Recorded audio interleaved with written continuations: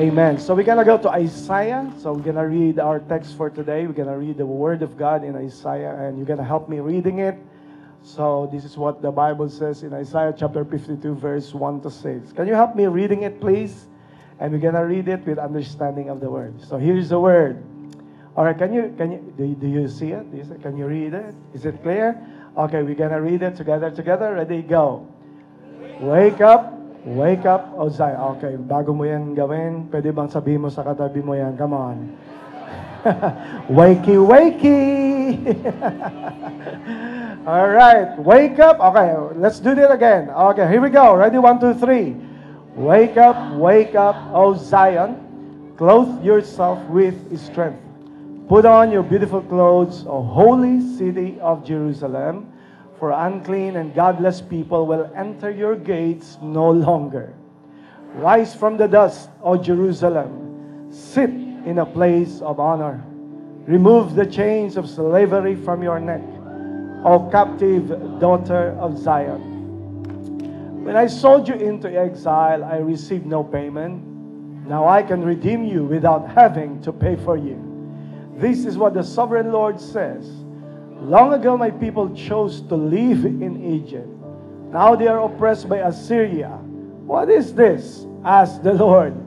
Why are my people enslaved again? Those who rule them shout in exultation. My name is blasphemed all day long. But I will reveal my name to my people, and they will come to know its power. Then at last they will recognize that I am the one who speaks to them. Come on, clap your hands for the Word of God for today. Today I got to speaking the subject, you have the power to choose. You have the power to choose. Father, bless in Jesus' name. Amen. Please be seated. You have the power to choose. Okay, you may find your seat, settle down, and get ready for the Word. You have the power to choose. If there's one thing, one greatest gift, one of the greatest gifts that God has given you, apart from salvation, is the gift of choice. God has blessed us with a gift of choice. Praise God that the Lord did not create us as a machine. He created us human beings who are capable of choice. And I praise God that today, I want to encourage all of you with this message that you have the power to choose. The power of choice, right? You know what? I know that you are here because you choose to be here. Tama? Right? You wake up, you choose to wake up this morning. You choose what to do first in the morning. Either you thank the Lord, you pray, or you get your phone and check your Facebook, or you check your Bible. It's a choice. You choose how you, anong isusuot mo ngayon sa araw na to? Come on. Yung suot mo ngayon ay hindi yan nagkataon na nandyan yan.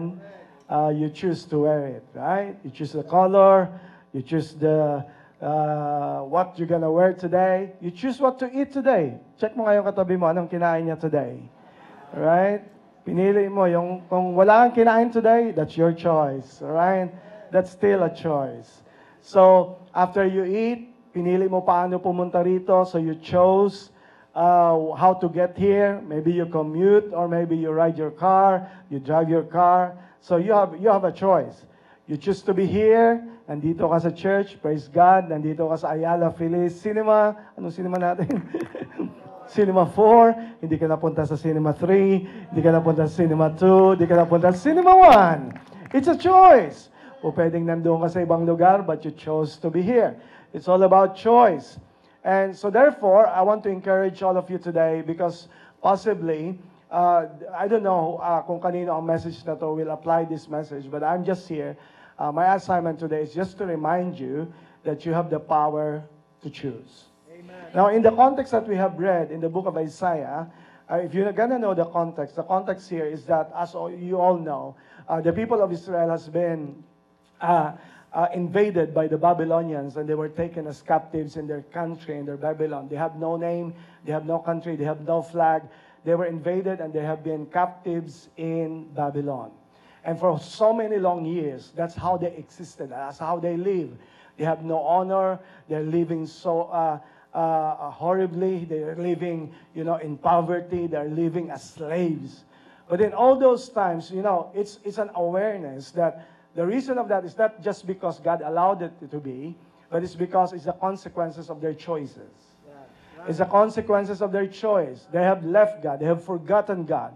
And I always tell you this, whatever we choose in life, there will always be a result. There will always be a consequence. So the consequences of their sins, it led them as captives. I want to tell you this. Pag may nangyayari sa ating masama, please, wag agad tayo mag-blame sa Diyos.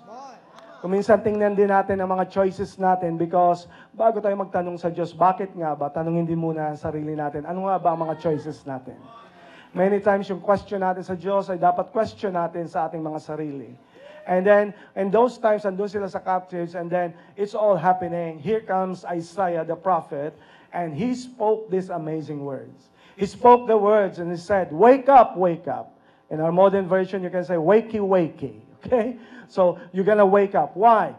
Because Isaiah is reminding them, yes, you are a captive. Yes, you experienced bad times. Yes, you fell in your mistakes. You fell in sin. Yes, you've been captives for so many long years. Yes, you are poor. Yes, you have no identity anymore. Yes, you have no more country. But I want to remind you, Isaiah said, it's time for you to wake up. It's time for you to wake up. What Isaiah is saying is that even though you are a captive in a foreign land, you still have something that you can still change your life. What is that thing? That thing is called choice. What God is saying to Isaiah, to the people of Israel, come on. Yes, there are things that happen in our life that is outside of our choice, outside of our control, and that's a different topic. But there are things in our life that is in our control. And oftentimes, iniisip natin yung mga bagay na hindi natin kontrolin, na-stress tayo, na-upset tayo. Yung mga bagay tuloy na nasa control natin, wala tayong ginagawa, kundi hinahayaan lang natin. Are you following me now? So here's the thing that you're gonna understand today. Isaiah is reminding all the people there, yes, you are in a different land, you're in a foreign land, but still, there's something that they cannot take away from you. There's something that you can still decide. What is that? Choice. So Isaiah is saying to them, hey, come on, wake up, wake up, wake up, gising, gising, wake up. What is that? Come on, there's something that they have not taken from you, and that's the power of choice. You have the power to choose. What does it mean? You have the power to change your life. Because the thing is, kung bakit ginigising ni Isaiah yung mga tao, sabi niya, wake up, gising, is because pag hindi tayo naging maingat, you will just accept your life as a default. Yung bang ang iniisip mo sa buhay mo is that it just happened na, ay ganito ng buhay ko, so ganito na lang talaga. What if the Lord is waking you up to a different reality that you don't have to accept the situation that you are in right now, that actually God is telling you, come on, you have the power to choose it. Because most of the time, ang problem natin, tinatanggap na lang natin na ay ganito na talagang buhay ko. Come on, I'm here with an assignment to wake you up that you have the power to choose. You have the power to choose your life. You have the power to change your life. You don't have to accept everything was happening in your life. Sabi ni Isaiah sa kanila, come on, wake up, gising. Hindi mo pwedeng tanggapin yan for the rest of your life. Ganyan ka na talaga. Sabi ni Isaiah, come on, I'm waking you up. You have the power to choose your life. Come on. Because most of the time, dinadaan natin sa prayer na pinag-pray natin, Lord, sana baguhin mo ang sitwasyon ko.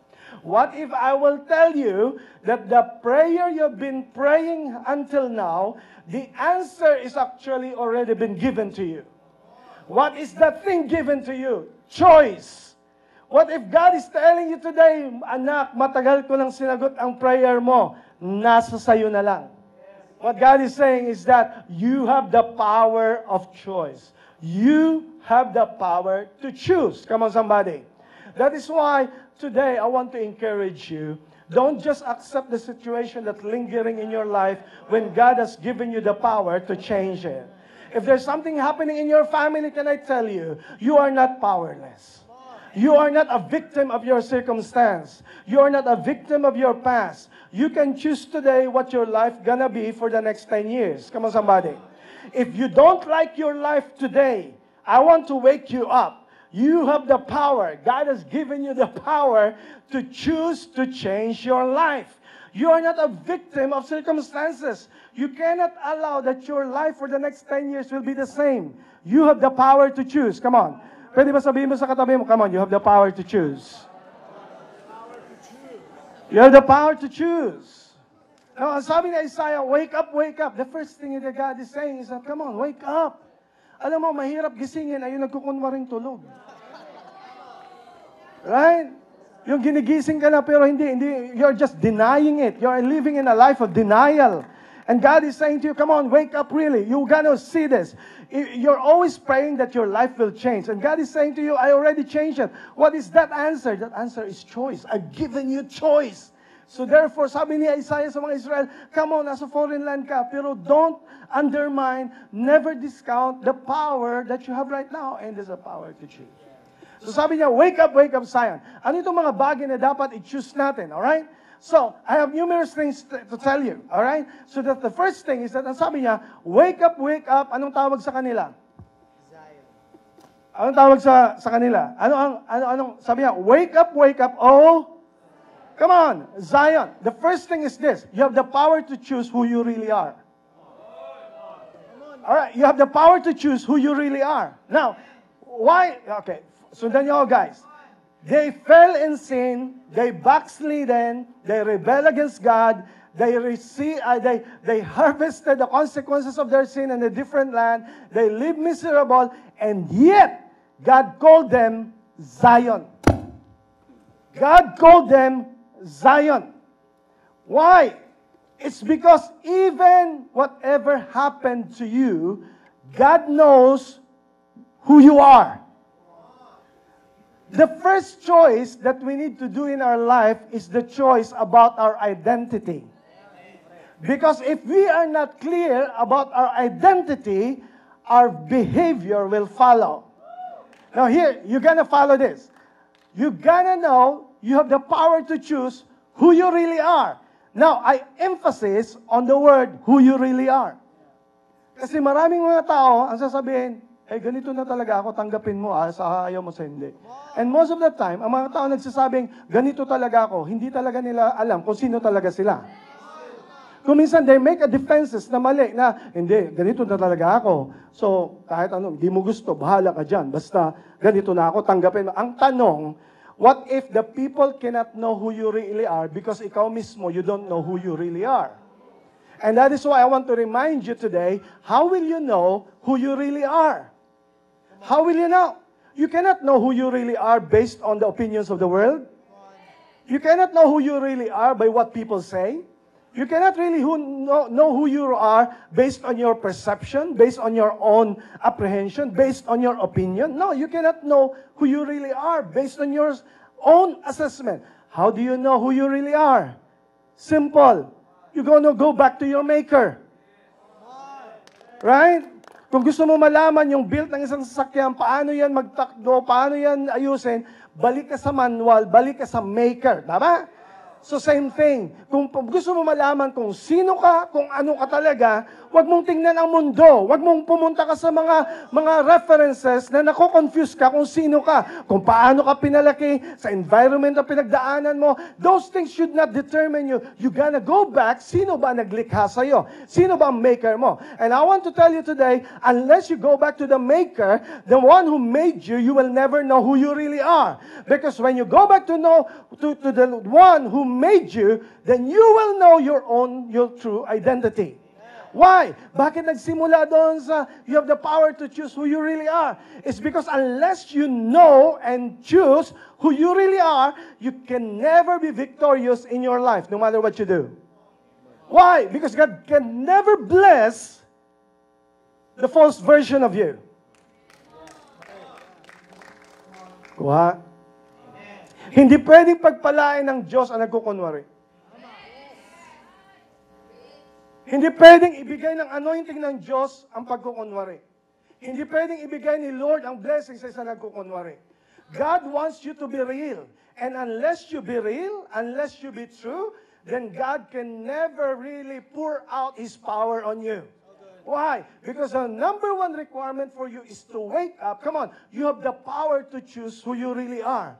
That's why my assignment today, whatever the world has painted you, whatever this world has branded you, or people has looked upon you, you gotta go back to your Maker and say, this is how God created me to be. This is who I am in the sight of the Lord.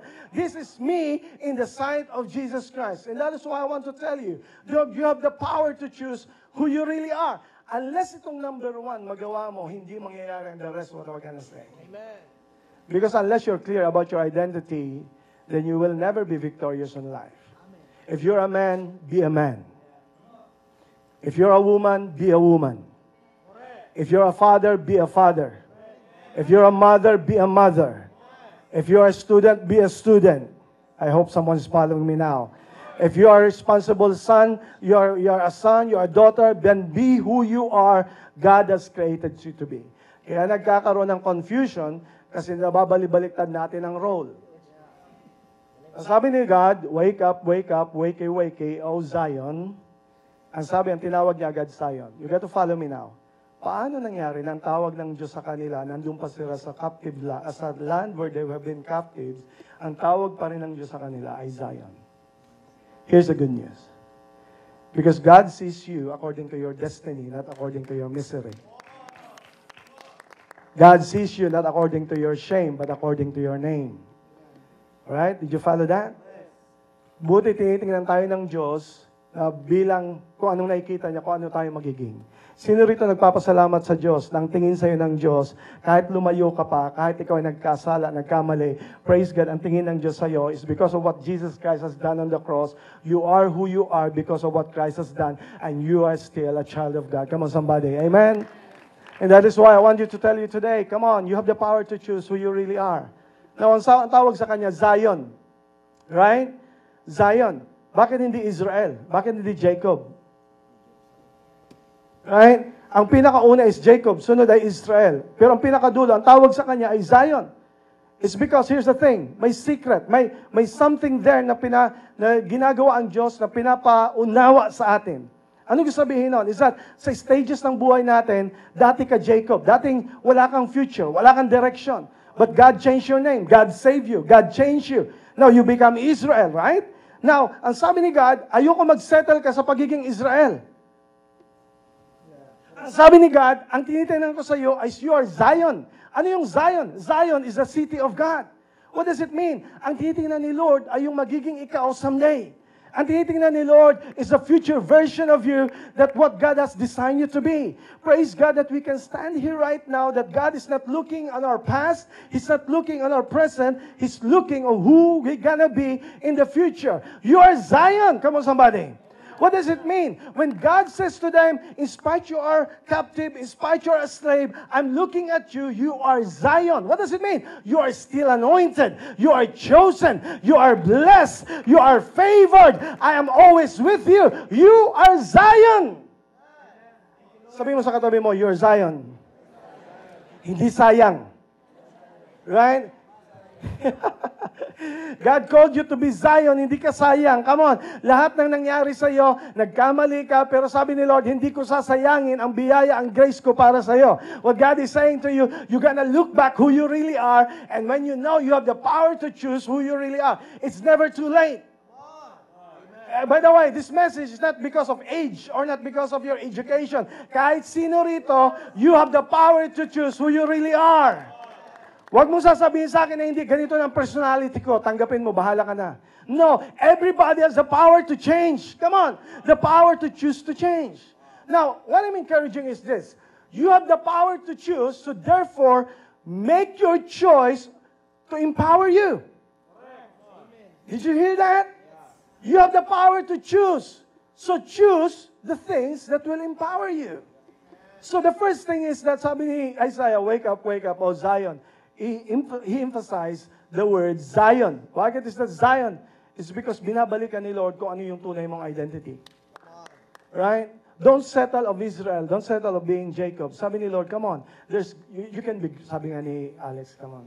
Bakit ikaw na nagmarka yan sa'yo? No. You can be greater than that. Come on, somebody. You can be great. Sabihin mo nga sa katabi, you can be greater than that. Ang tininintihan ni Lord is who you gonna be in the future. You are Zion. You are chosen. You are blessed. God has anointed you. No matter what people say, come on. Don't let the world brand you the way they want to brand you. Don't let any label, any title, any position diminish of who you are. You're gonna take a stand today. You have the power to choose who you really are. If you don't know who you really are, can I remind you? If you have accepted already Jesus Christ, then I want to tell you who you really are. You are a child of God. You are a son of God. You are a daughter of God. You are chosen. You are an inheritor. You are an heir of God. You are a powerful human being because of the power of the Holy Spirit. You are filled by the Holy Spirit. You are not a loser. You are a victor. You are a winner. Come on, somebody. I want to remind you, you are not a victim of your past. You are a victor because of the power of Jesus Christ. That's who you are. You are not sinful. Yes, you have been sinner, but because you accepted Christ, you are now a sinner saved by grace. Grace is the one that's moving you. That's who you really are. You know why? Because ang number one target ng kaaway sa atin is the same thing. Choice. Ang gagawin ng kaaway is to make you bad decision in your life, bad choices in your life. Kasi alam niya, yun lang ang meron tayong power. Pag na-distort niya yung mga choices natin, madi-distort niya yung future natin. But praise God today, we have the Holy Spirit, we have the Word of God, that we can do some good choices in our life and it's never too late. Come on, somebody, clap your hands for the Lord. Second thing, sabi ng verse, I love this verse. Clothe yourself with strength. Wow. Clothe yourself with strength. What is the number 2? You have the power to choose strength. Not only you have the power to choose who you really are, but also you have the power to choose strength. Tingnan niyo yung verse. Okay? Yung verse, binanggit, is clothe. Kumaga, Tagalogin niyo, guys. Sabi niya, clothe yourself with strength. Magdamit ka ng lakas. When God is saying that, it's an amazing observation. You're gonna observe it. It's amazing. It can change your life. What does it mean? Lahat tayo dito, pinili natin magdamit ngayong araw na to. Tama? Tama? Walang nagsabi sa'yo kung anong isusuot mo. Tama? Tama? And the best observation is this. Hindi ka pumunta sa cabinet mo at nagtalunan yung damit na gusto mo at binihisan ka. Following me? So, the thing is, ang damit, hindi nag-choose, hindi pinili ng damit ikaw. Ikaw ang nagpili sa damit. Nasusundan nyo, guys? Well, tingnan yung katabi nyo. Looking good, right? Looking good. Come on, somebody. Come on, looking good. Do you agree na yung katabi mo ay talagang pinili niya yung damit niya o yung kahapon pasuot niya yan? Galing pa sa Planet Shakers, hindi pa nalabahan yan. But you will agree with me na pinili niya yung damit na yan. Do you agree na looking good siya today? Right? Pinili niya yung sapatos niya, right? Tingnan yung sapatos. Pinili niya yung pantalon niya, pinili niya yung damit niya. You have chosen it. Hindi pinili ng damit ikaw. Are you following me now? Here's the thing. Until now, you're waiting for strength to choose you instead of you choosing strength. I hope nasusundan niya ako. Ang sabi ni Lord, pinicture niya yung lakas parang damit. Sabihin ng Diyos, kung kaya mo mamili, kung anong isusot mo, kaya mo pumili, kung ang pipiliin mo today is weakness or strength. Oh, come on, somebody, you're not following this. What God is saying is this, if you have the choice what you're gonna wear, you have the choice what you're gonna put in yourself. Will you wear doubt or will you wear faith? Will you wear negativity or will you wear positivity? Will you wear faith or will you wear doubt? Come on, somebody. It's your choice. Will you wear strength today? So sabi ni Lord, come on. Yes, slave ka. Yes, nagkamali ka. Yes, nandyan ka na. Pero sabi ni Lord, come on. You can choose to be powerful. You can choose to be strong. wrong. You gotta rise up. Kaya sabi niya, come on, wake up, wake up. You gotta remind yourself of who you really are, and you have the power to choose strength today. It's because akala natin ang strength is based on our emotion. Come on, emotion is tricky. Mood is tricky. Come on, somebody, feeling mo lang na parang wala kang gana. Feeling mo lang parang hindi ka spiritual. Come on, hindi ka dahil, come on, if you are tired, don't ever think that you're not spiritual. You're tired not because of your anger. You're tired because you have been faithful all these times, and to be tired is okay. But sometimes, yung emotion natin, nag-underride sa atin, na-overcome tayo, at akala natin ay victim na tayo ng circumstance. Now, my job for you today is, I'm gonna wake you up and tell you, come on, you can choose strength for your life. You can choose either doubt or you can choose either faith. It's your choice. Kung pipiliin mo, you're gonna choose, magiging malakas ba ako today? Or magiging mahina ako? It's your choice. Now, your choice defines who you are. Come on, somebody. No, lahat tayo dito, when you wake up, wala akong nakitang pupunta sa gym at pipiliin niya na maging mahina. Bago ka pa pumunta, you're already saying, come on, I can do this. Nagdamit ka ng maayos. Come on, wala akong nakitang pumunta sa basketball na ang plano niya ay matalo. Come on, you follow me now. Wala akong nakita na nag-start ang business, ang goal niya ay malugi. I hope you're following me. What does it mean? Bago pa mangyari, kahit hindi mo pa nakikita, dinadamitan mo na yung sarili mo of who you gonna be. Are you following me? You gonna choose your strength. Pinipili mo na maging malakas. Kino-condition mo ng sarili mo maging malakas. Pupunta ka sa gym, bago ka pa magbuhat, ready ka na. You're full of strength already, and you're saying, come on, I gotta carry this. I gotta bear this. It's because you have chosen strength to yourself. This truth will change the way you look at life. Kaya ka mahina kasi nilagay mo yung pampalakas outside of your control.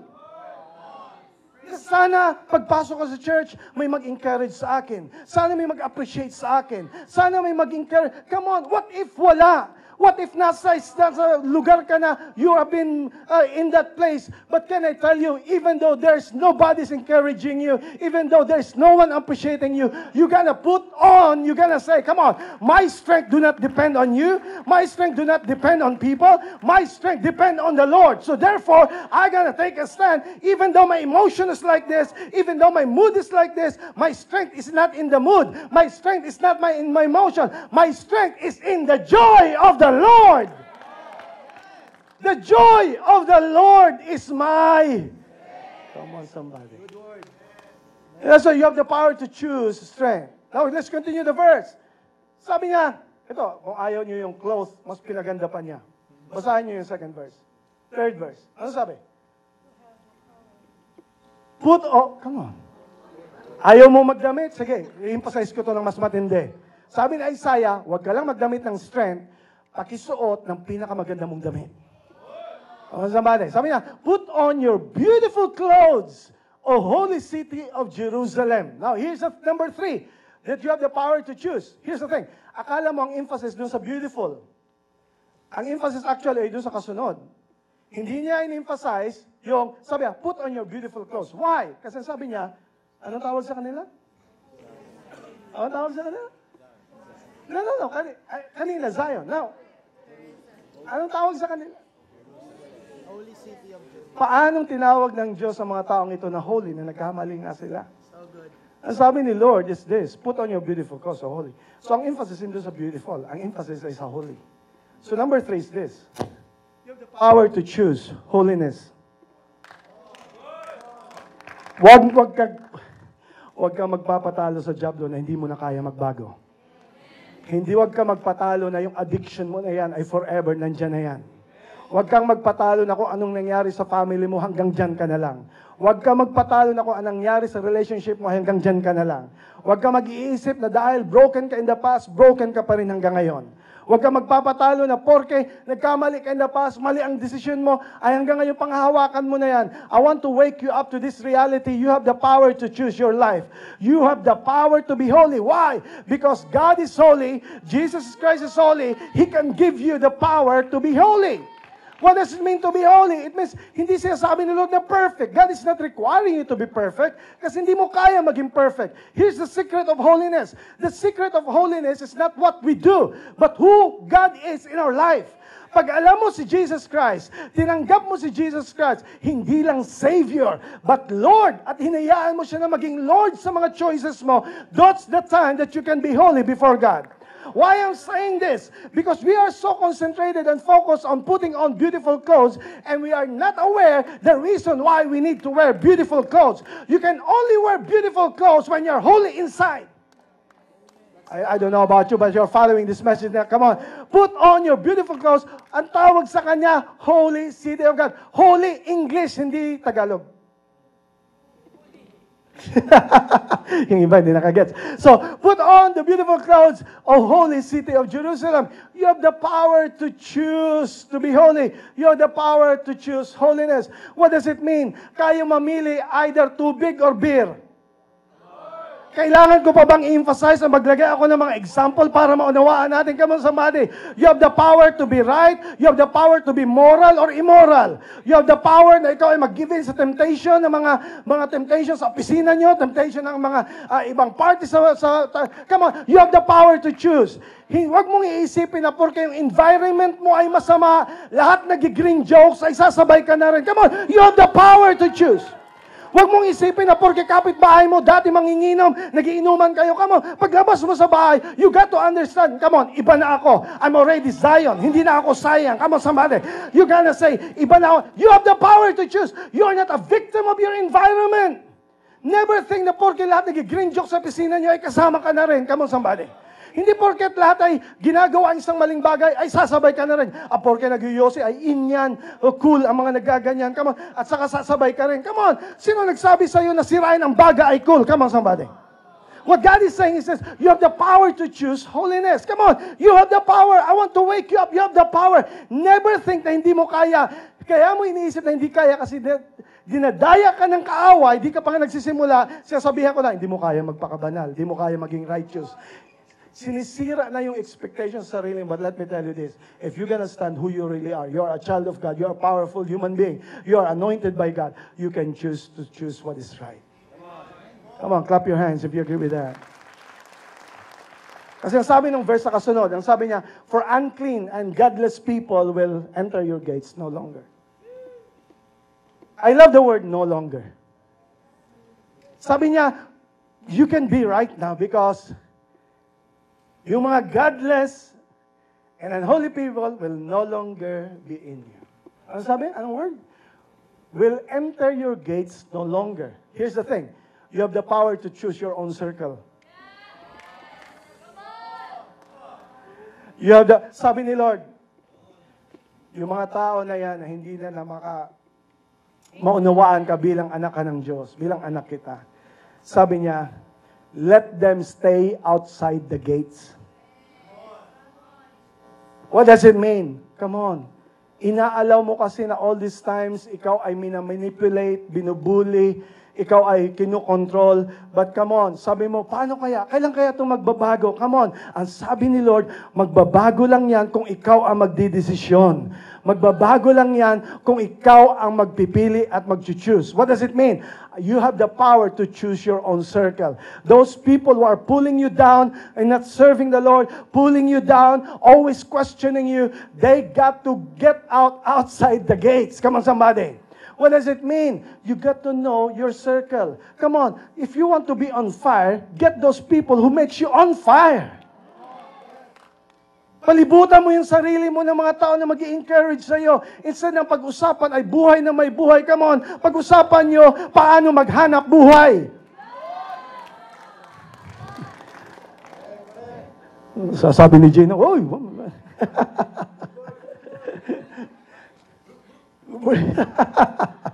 that's a good thing, right? Kasi pag-usapan may buhay na may buhay, pag-usapan yung hanap buhay. Come on. What God is saying is this, you gotta choose. You can never be positive pag ang kasama palaging negative.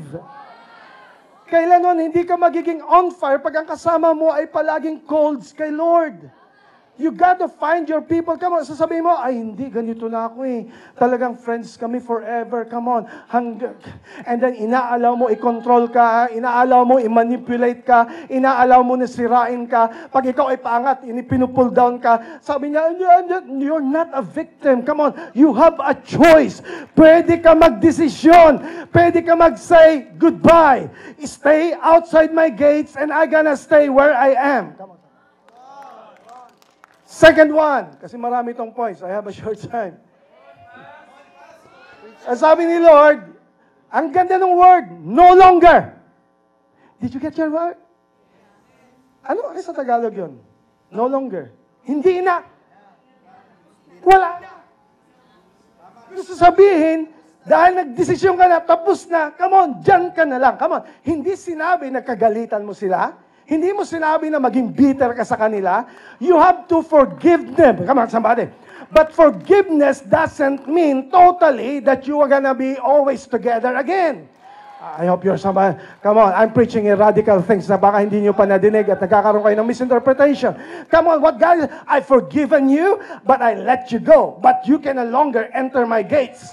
You stay where you are, I stay where I am. Why? Because, come on, may nakalimutan ka that I have the power to choose. I can never be a victim of your whims. I can never be a victim of your shame. I can never be a victim of your false accusation. Let me tell you today, the only way to win against narcissistic people is to make them stay outside your gates.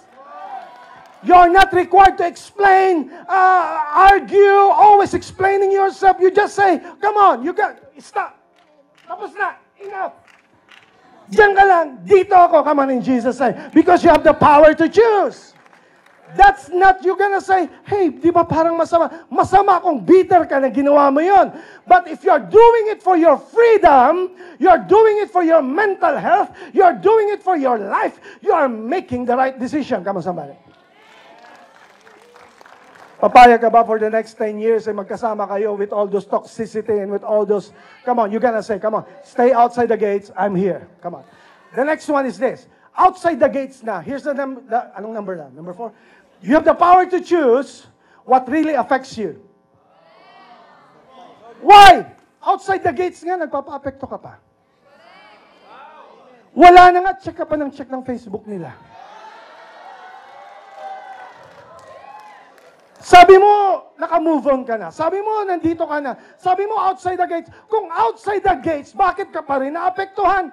Alam mo kasi ang ginagawa mo, wala na nga outside the gates. Pumupunta ka pa malapit sa gate. Dumudungaw ka pa rin. Ano kaya? Kumusta kaya siya? Nagmove on na rin ba siya? Ay, pambihira. Ay, pambihira. Ay, maganda yung pinalit. Ay, pambihira. Ay, grabe, ba't gwapo? Uy, pambihira, ba't ganyan yung mga barkada? Uy, pambihira, umaasenso. Uy, ang saya nila. Allah, pambihira, ako, ang lungkot ko. Kaya ka-affected kasi chinecheck mo yung mga outside the gates. Hindi mo chinecheck yung inside the gate. Why you will be affected of those people who left you when there are people who stayed with you through thick and thin? Instead of being bothered by those people, come on, be blessed by the people that you have with you. Kurutin mo yung kasama mo. I'm so blessed kasama kita all these years. I'm thankful you are with me. Thankful for our ego. Thankful for, instead of pag-usapan nyo yung, come on.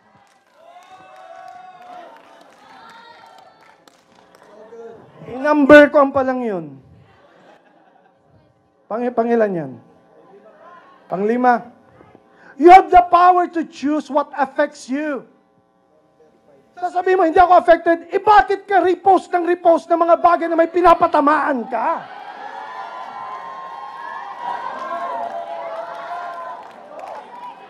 Maganda sana mag-post. Ang ipopost mo nakaka-bless. Hindi yung, sino kayang pinapatamaan nito?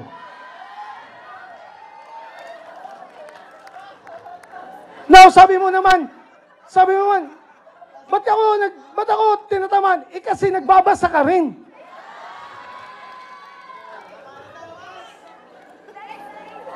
Hindi ka, come on, what you do not know cannot harm you. I say that again. What you do not know cannot harm you. I say that again. What you do not know cannot harm you. What you do not know cannot affect you.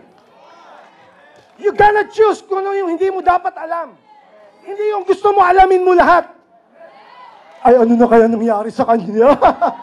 Uy, pambira, ba't ang saya nila? Huwag kang magpatalo. Picture lang yon. Pero actually, naiisahan ka lang kasi alam niya, madali ka maapektuhan. But you gotta decide today. Come on, you gotta choose what really affects me. Come on, you gotta choose. You have the power to choose what really affects you. Can I say this thing? You have the power to choose not to be offended anymore. Cut it off. Wala na dapat nakaka-offend sa'yo. Come on, you've been a long-time Christian. You've been a child of God. Don't be obsessed. Don't be affected by petty things and little things. Sabihin mo sa katabi mo, mature ka na.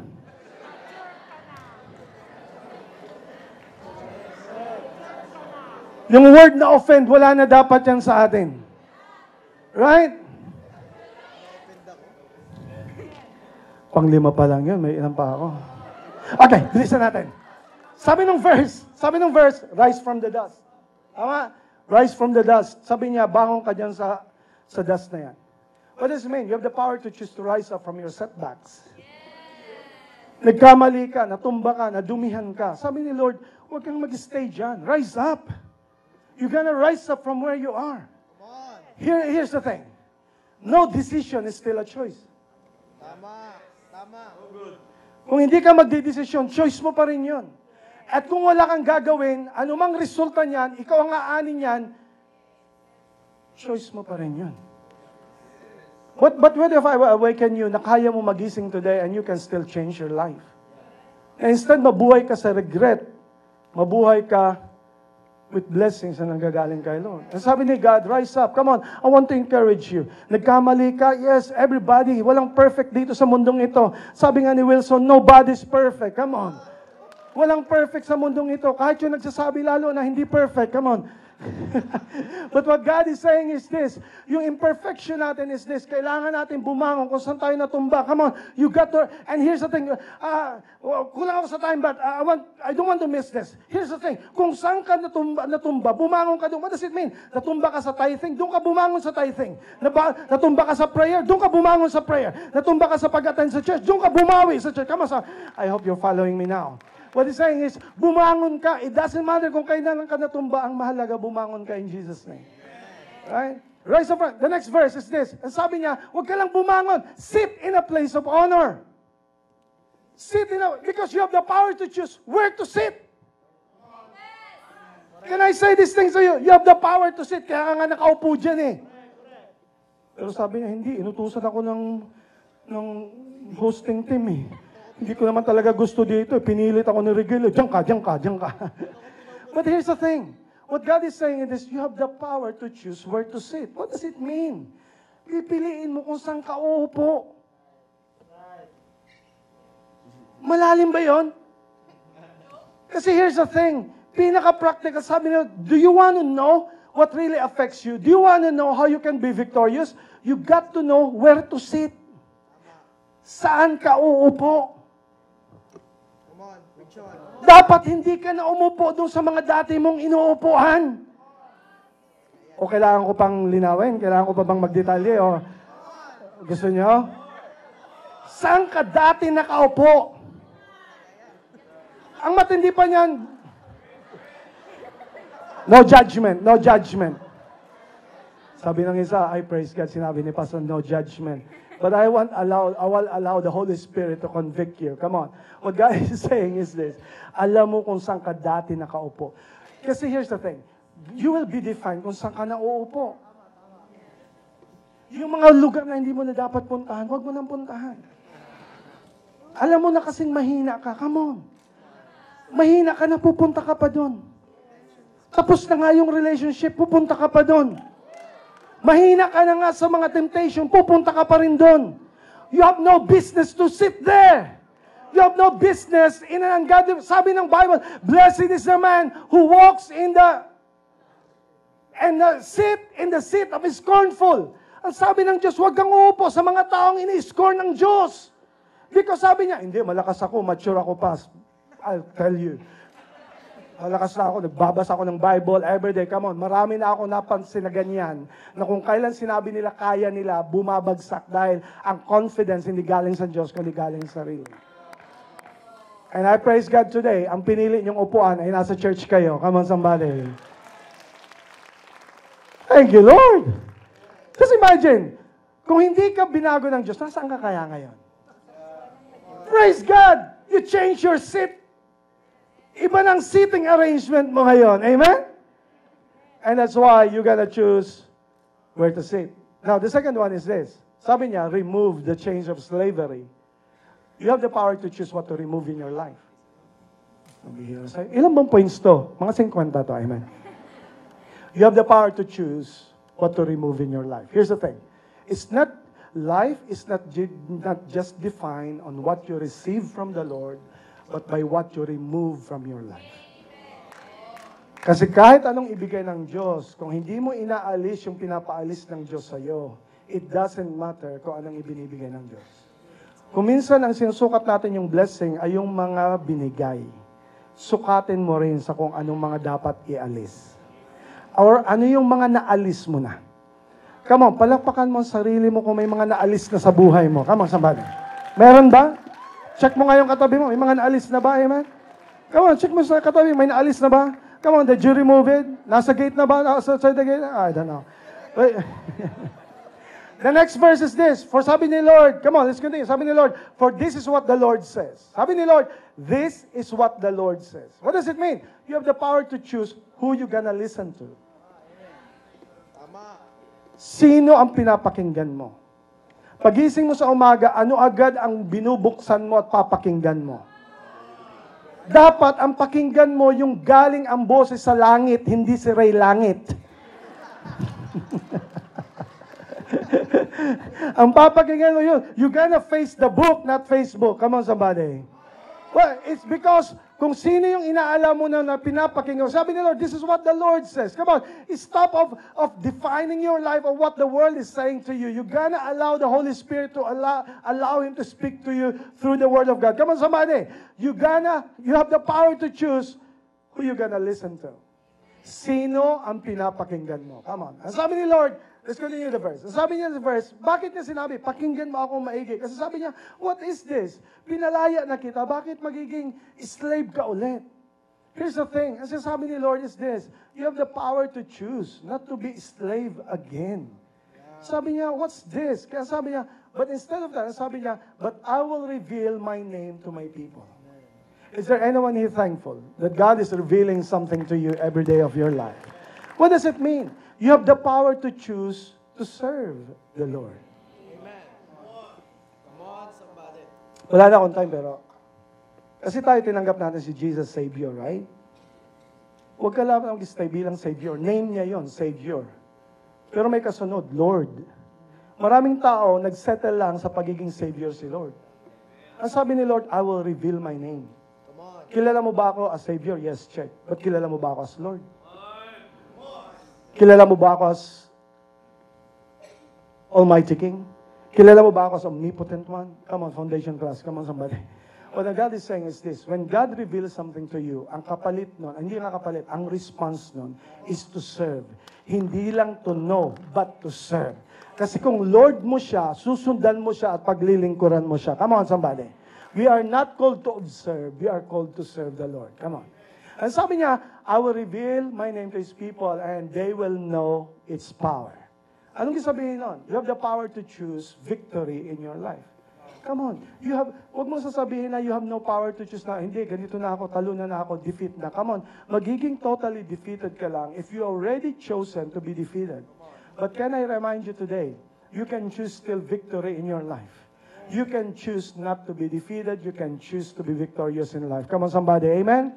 And the last one, ang sabi niya, sakto yung word. Come on, everybody read the word. Come on. The last one is this. Then at last, sabi ng verse, then at last, come on, everybody.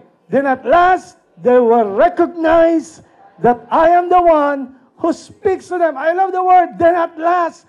Gusto sabihin, in all these things, you have the power to choose and recognize God, that God is in all of this. Isn't it amazing that even sa Isaiah, nakita niya na ang mga tao na punta sa ibang bansa, naging captive sila, but even all these things, sabi ni God, in all these things, at last you will recognize Come on, somebody. You have the power to choose to recognize God is in all of this.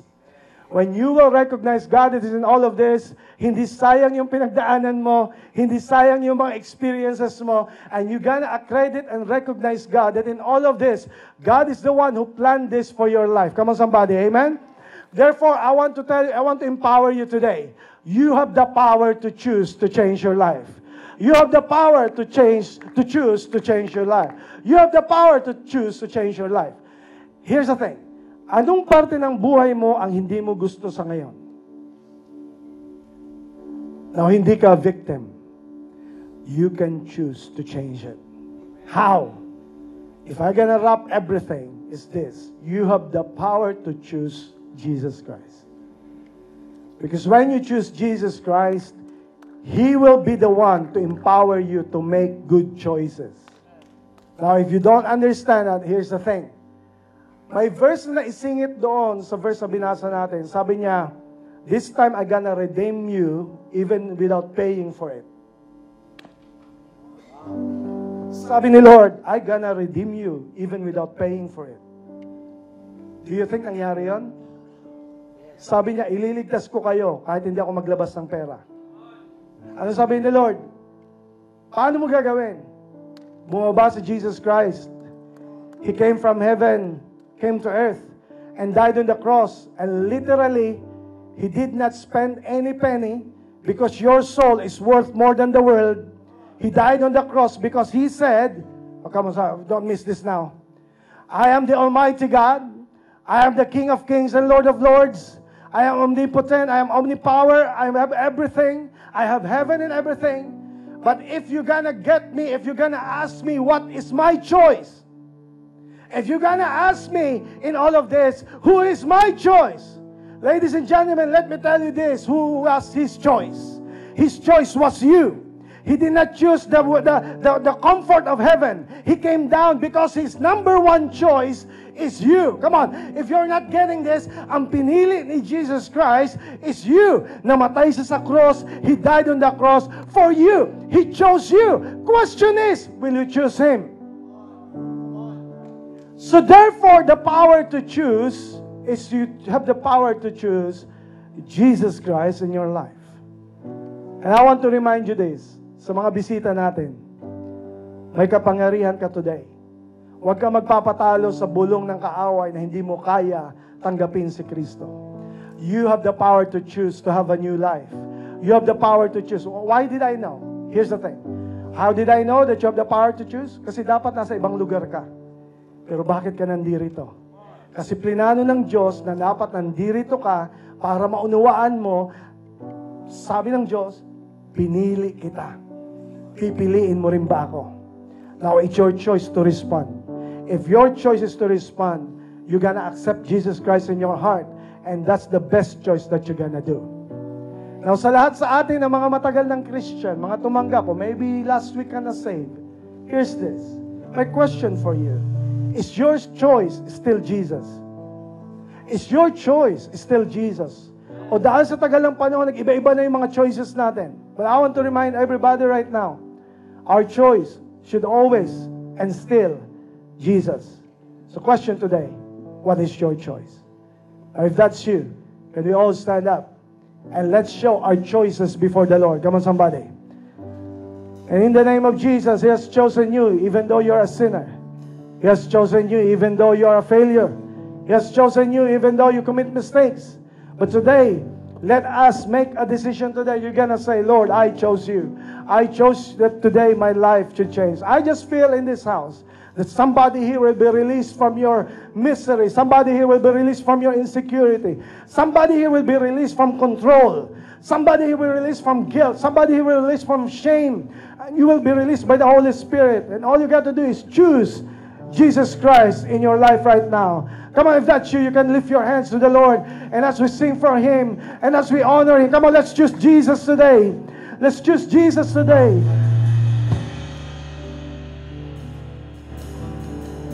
Your name is power. Your name is healing. What's your choice? Your name is life. What's your choice? break every stronghold. Yes, Lord. Shine through the shadows, burn like a fire. Your name is power. Your name is healing. Your name is life. Break every stronghold. Shine through the shadows. Burn like a fire. Right now, I pray in the name of Jesus that today is a defining day for you, for each one of us. Right now, the Lord is about to deposit and change the trajectory of your life. Today is not just a normal Sunday. This is a yes Sunday. You are confirming, affirming your decision that is still and always, it will always be Jesus. And I just feel in the Spirit that today, the Lord is about to change your monotony. The Lord is about to change your destiny. Starting today and tomorrow, you will have a new perspective because you are now aware of the choice, the power that you can change your life. I just feel that in the next 10 years, your marriage will be different. Your house will be different. Your family will be different. Your children will be different. Your business will be different. Your life will be different because you have chosen. You have reclaimed the power of your choice. You are not a victim. You have the power. And if that's you, let me reverse the invitation today. I'll start with all of us, not the VIPs. With all of us, come on, can we just say these things to us today? Lord, I can change. I can choose you. I have the power to choose you. If that's you, can I just invite you to get out where you are seated and confirm your yes to God again? You are saying in the middle of the year, Lord, my decision is still you. If that's you, come on, with your own decision, you're choosing Jesus today. Jesus, if that's you, come as we sing this song, come on. Break every stronghold today. Thank you, Lord. Still Jesus. Come. Still you, Jesus. Still you. While people are coming sa aming mga bisita, I want to give this special invitation to you. Today is the day of your salvation. Meron ba dito mga bisita natin na you are saying yes?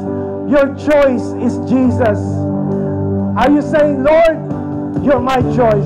Pinipili kita, tinatanggap.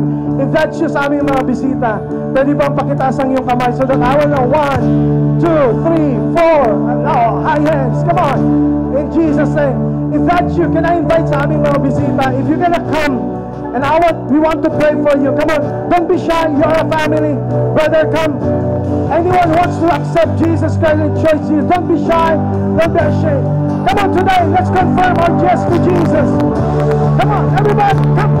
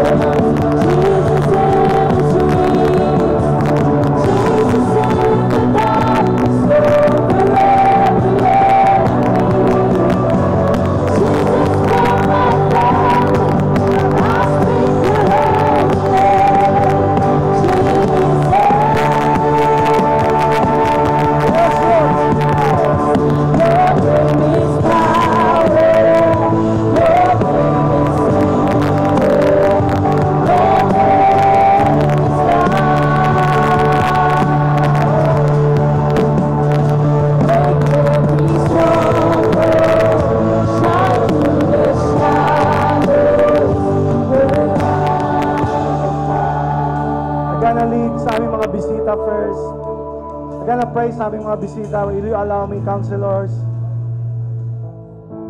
I'm gonna pray. Gagayad ko po kayo sa panalangin. And you can follow me in this prayer. Here's the prayer. Lord Jesus, salamat po na may plano ka sa aking buhay. Salamat, Panginoon, na may pag-asa. Salamat na binayaran mo ang aking mga kasalanan sa krus. Panginoon, sa araw na to, I choose you. Tinatanggap kita sa aking puso bilang aking Panginoon at tagapagligtas. Maraming salamat sa bagong simula, sa bagong buhay. In Jesus' name.